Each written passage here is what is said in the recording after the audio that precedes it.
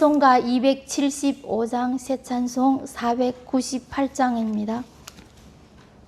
찬송 275장 새 찬송 498장입니다.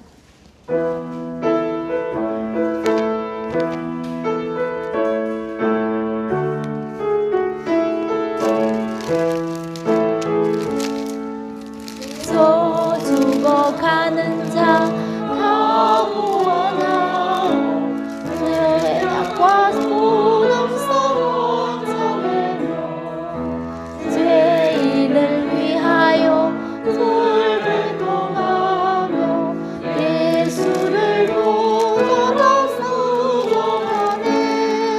저 죽어가는 자 예수를 믿어 그 은혜 힘입어 살겠네. 주 반대하는 자 불쌍히 여겨 참 회개할 때를 기다리네. 열심을 다하여 인도해보세. 예수를 믿으면 다 살겠네.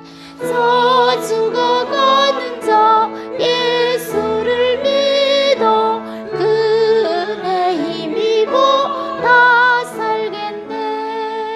저 죽어가는 자 구원해내야 우리의 본분을 다하리니. 예수의 구원을 전파할 때에 그 크신 능력을 나 주시네. 저 죽어가는 자 예수를 믿어 그 은혜 힘입어 다 살겠네.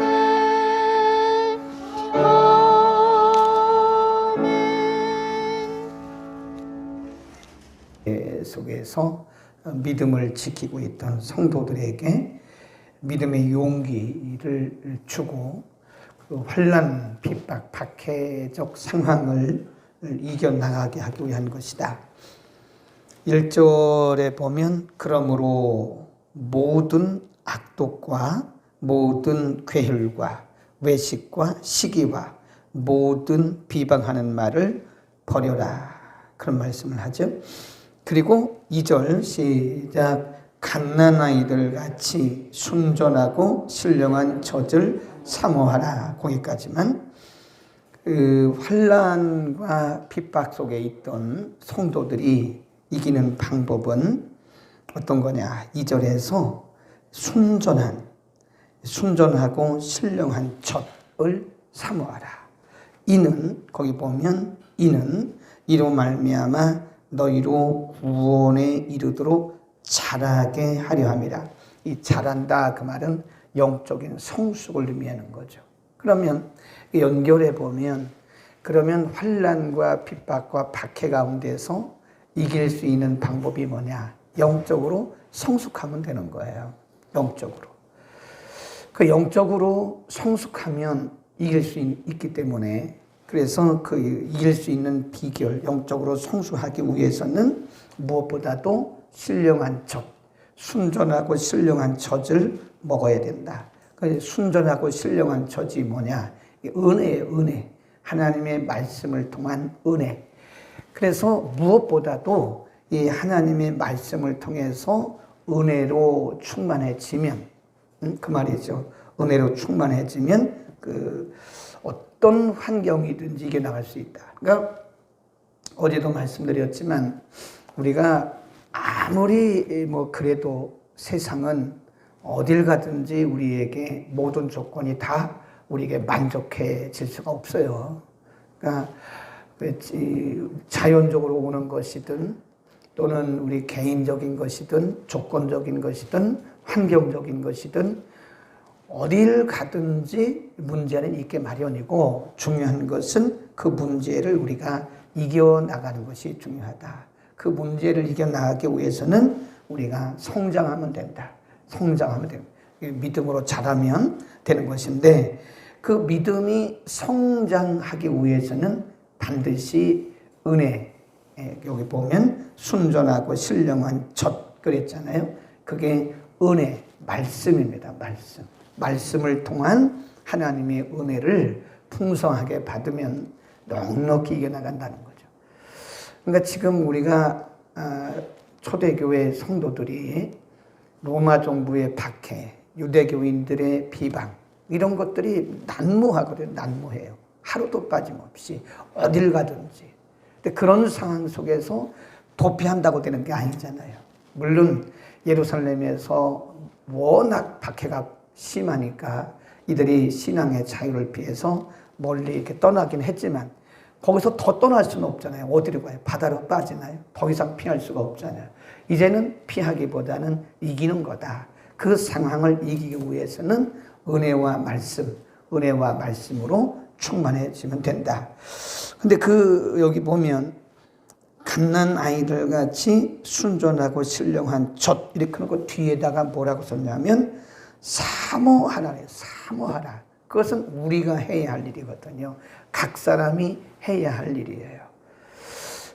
하나님의 은혜, 하나님의 말씀은 그냥 우리에게 주어진 하나님의 선물인데 근데 그것이 모든 사람들에게 동일하게 다 주어지는 건 아니에요. 그러면 그것이 뭐에 따라서 달라지느냐? 각 사람의 사모함의 강도. 우리 각 개인이 사모할 책임은 있다는 거죠. 사모하는 자에게 하나님은 더욱 주시기 때문에 그런 거다. 우리 한번 펴보겠습니다. 시편 107편 9절에 가보면 여기다 간지를 껴놓고요. 시편 107편 9절에 보면 9절 882면 시작. 저가 사모하는 영혼을 만족해 하시며 줄인 영혼에게 좋은 것으로 채워주신다 그랬어요. 사모하는 영혼, 줄인 영혼 같은 거예요. 이게 설명을 그렇게 한 겁니다. 사모한다라고 하는 것은 줄인 거예요. 배고픈 거예요. 하나님의 은혜에 배고픈 거. 그러니까 마태복음 5장에서는 그 가난한 마음이 가난한 심령이 가난한 그랬잖아요. 그러니까 사모한다라고 하는 거는 줄인 진리의 배고픈 하나님의 말씀에 배고픈 은혜에 배고픈 상태를 의미하는 것이다. 그러니까 배가 고프면 우리가 음식을 찾는 것도 대충 찾지 않잖아요. 배고픈 사람은 그 배가 고프기 때문에 음식을 찾는 것이 굉장히 간절하죠. 배가 부르면 뭐 먹어도 그만, 안 먹어도 그만이에요. 배가 부른 상태에서는 뭐 안 먹으려고 그러죠. 먹어도 그만, 안 먹어도 그만. 그러니까 은혜라고 하는 것은 하나님의 은혜를 사모하고 하나님의 말씀을 사모하는 것은 내가 은혜를 받아도 되고 안 받아도 되는 그런 정도가 아니라 배고픈 거예요. 영적으로 배고픈 거예요. 내가 반드시 은혜를 받아야 되겠다. 내가 반드시 말씀으로 충만해져야 되겠다는 그런 사모하는 마음이 있어야 된다는 거예요. 그래서 우리가 은혜를 받고 또 영적으로 성장하면 넉넉히 이겨나갈 수 있는 것이다. 이 시대의 사람들의 특징 중에 하나가 사모함의 결여입니다. 사모함의 결여. 사모함이 결여되어 있어요.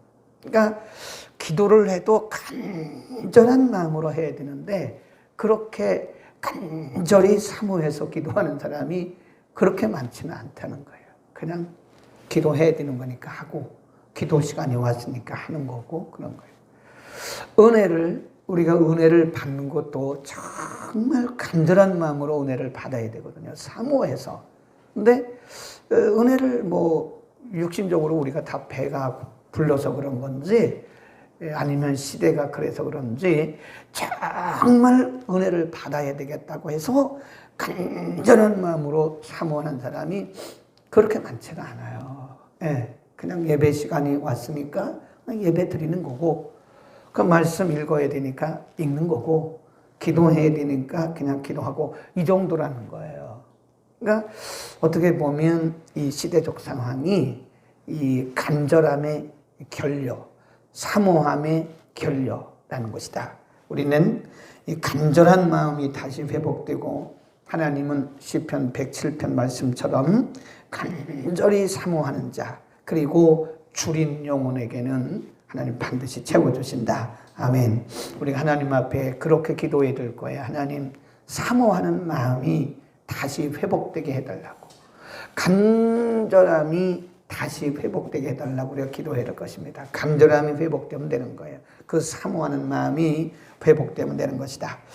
그 다음에 두 번째 10절로 가보면 그 상황 속에서 핍박과 박해를 이겨나가기 위한 또 한 가지 방법이 뭐냐면 정체, 아이덴티티를 회복하는 거예요. 정체성을 회복하는 겁니다. 내가 누군가, 우리가 누군가를 알면 우리는 이겨나가는 거예요.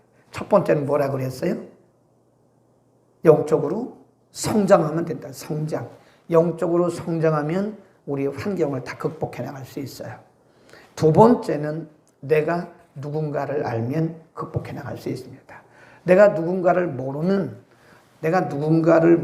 사람과 내가 누군가를 아는 자기의 신분과 정체를 아는 사람과는 어떤 환난에 직면했을 때 환난을 이겨내는, 환난에 반응하는 정도가 틀려요. 내가 누군가를 아는 사람은. 그렇게 생각했어요. 틀림없이 그렇습니다.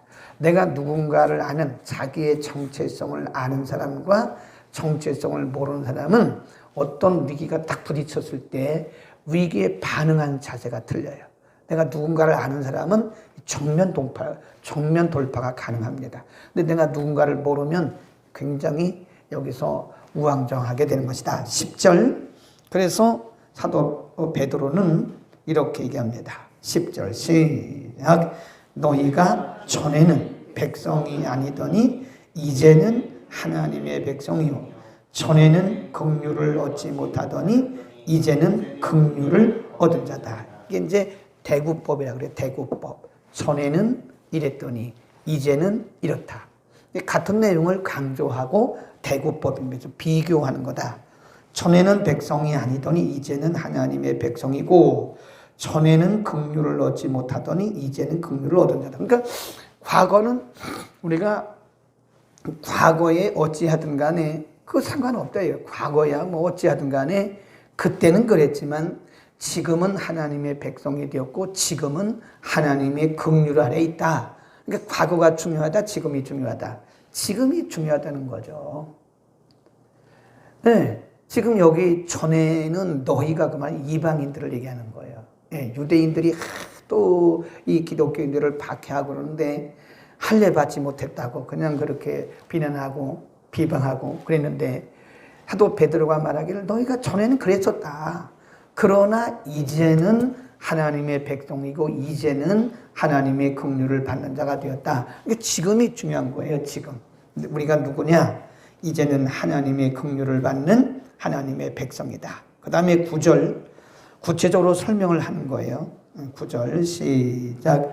오직 너희는 택하신 족속이요 왕같은 제사장들이요 거룩한 나라요 그의 소유된 백성이다. 그랬습니다. 네 가지로 그들의 정체성, 우리의 정체성을 설명해 주는 겁니다.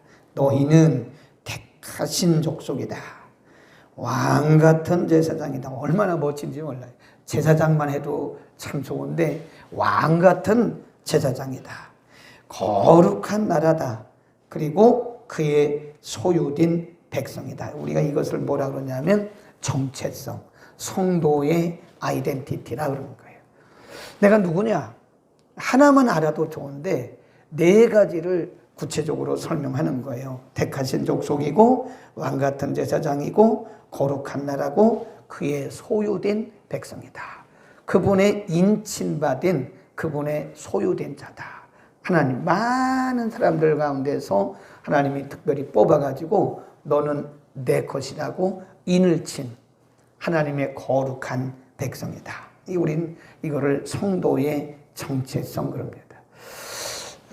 내가 누군가를 알면 우리가 어떤 상황 속에서 살든지 우리는 그 상황을 다 극복해 나갈 수가 있다고요. 근데 내가 누군가를 모르면 우리 상황에 그 조건에 우리는 그냥 치이는 거예요. 치여. 예를 들어서 우리 아버지가 대통령이라 합시다. 대통령. 그러면 사람들이 아무리 우리에게 무슨 얘기를 해도 그 말이 우리를 기죽일까요?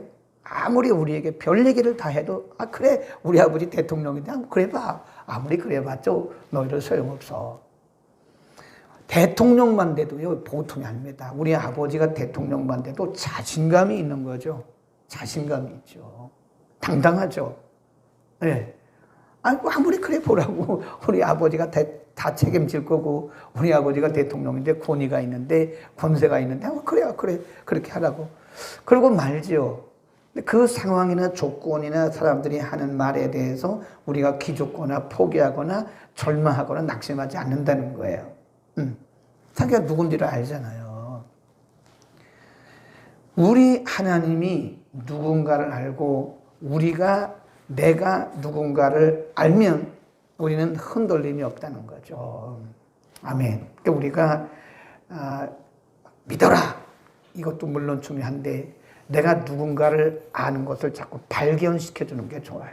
그리고 내가 막 믿으려고 하는 것, 담대해지려고 하는 것도 물론 중요하지만 내가 누군가를 먼저 발견하는 게 좋습니다. 내가 누군가를 먼저 발견하는 게 좋아요.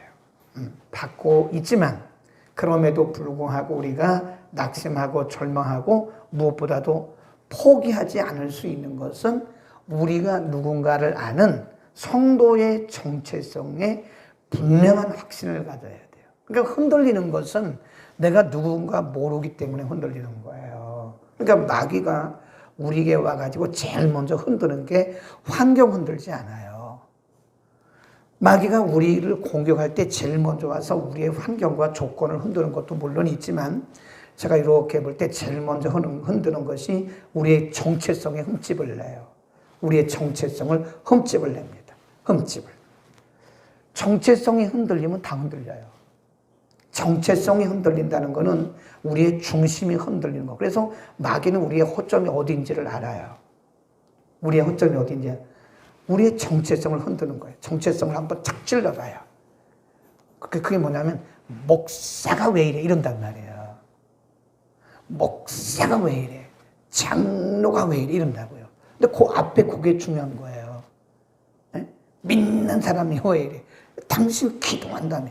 다윗도 시편을 보면 다윗의 원수들이 다윗을 무너뜨리기 위해서 가장 많이 사용한 게 뭔지 아세요? 다윗의 정체성을 흔드는 거였어요. 너 기도하는 사람이라며. 네가 믿는 하나님이 왜 그러냐? 이렇게 그 정체성을 흔드는 거거든요.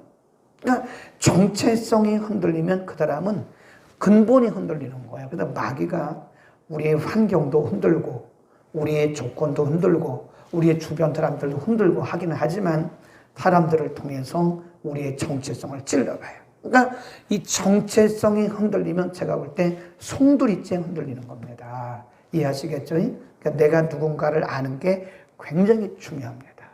내가 누군가를 모르면 사역도 우리가 감당하기 어렵고요. 사역의 현장에서 우리가 만나고 있는 이런저런 문제들을 이겨나가기가 매우 어렵습니다. 내가 누군가.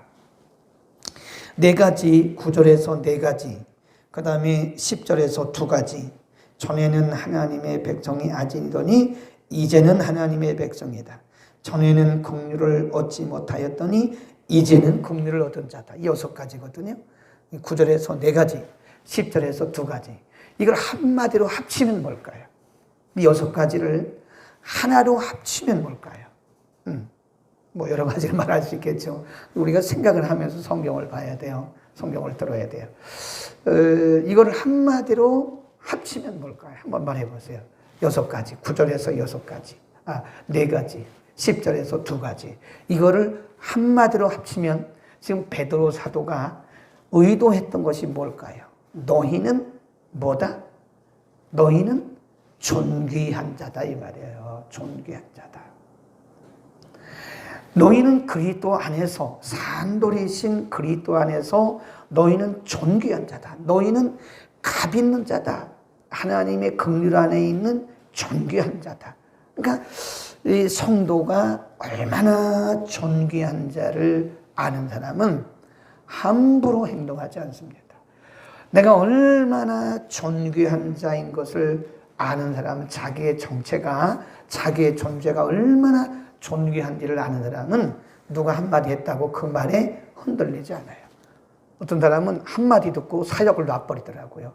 그건 완벽하게 그건 무너진 거예요. 사단의 말에 넘어진 거예요. 한마디 했다고.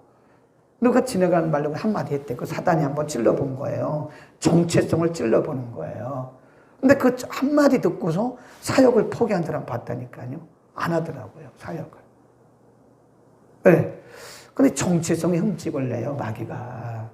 그런데 우리가 담대할 수 있는 것은 누가 우리에게 그렇게 씌워주셨어요?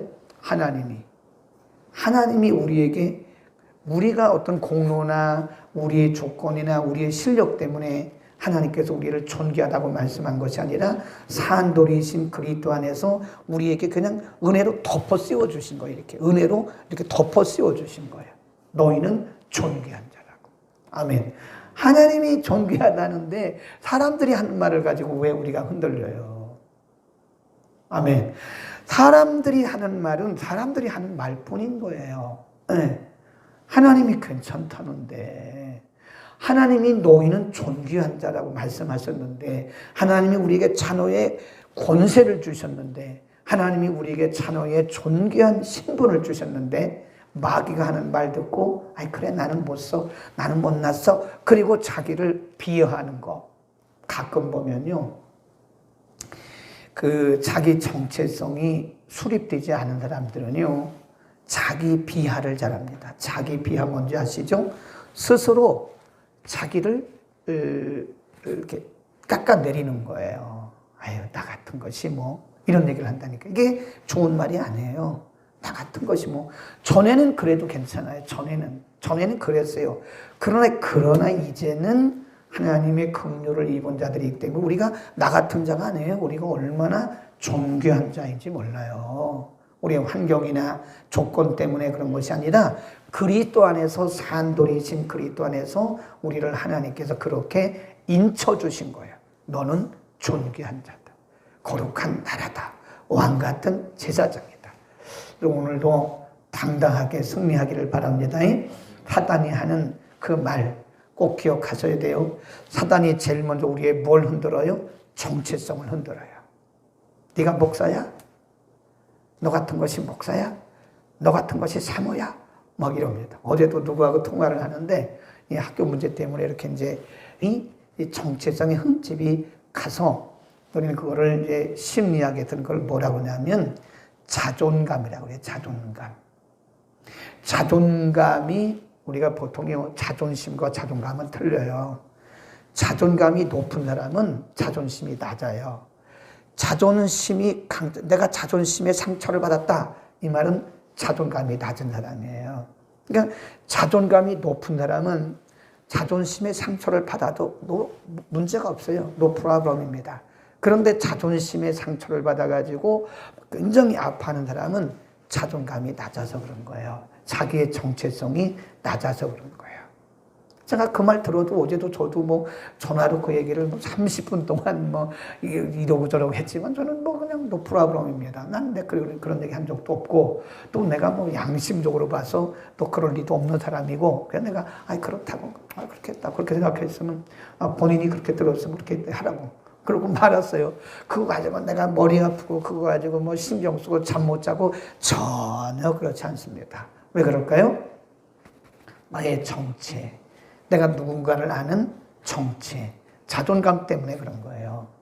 자존감이 낮으면 아마 저는 자존심에 상처를 받았을 거예요. 목사가 양심도 없냐고. 자기도 목사면서 양심도 속으로. 당신도 목사인데 왜 그렇게 얘기를 해? 네.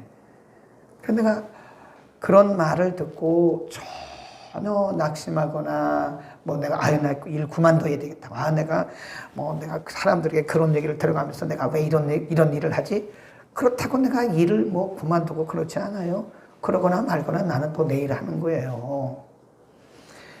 사도 베드로가 왜 이렇게 자존감, 또 영적 자존감, 이걸 영적 자존감이라. 그리고 정체성, 이런 얘기를 왜 이렇게 했냐고요. 환경과 조건을 이기는 길은 그것 때문에 그런 거예요. 자존감이 커지기를 바라고요. 우리가 누군가를 아시는데 한마디로 요약하면 우리는 보통 사람들이 아니에요. 우리는 굉장한 사람들입니다. 우리는 존귀한 자입니다. 여러분 어디 가서 여러분의 그 정체, 성도의 정체, 우리의 그 존귀함에 대해서 괜히 그거 깨뜨리지 마세요. 얼마나 존귀한 자들인데 스스로 자기를 비하하고 말이지, 낙심하고 자기를 스스로 그냥 깎아내려가지고 나 같은 것이 뭘 하냐. 그러면 하나님 앞에 어떻게 보면 우리에게 존귀한 신분을 입혀주신 하나님을 욕되게 하는 거예요. 아멘. 오늘도 우리는 당당하게 하나님의 존귀한 자녀답게 승리하는 하루가 되기를 축복합니다. 걸어가신 우리 하나님 아버지,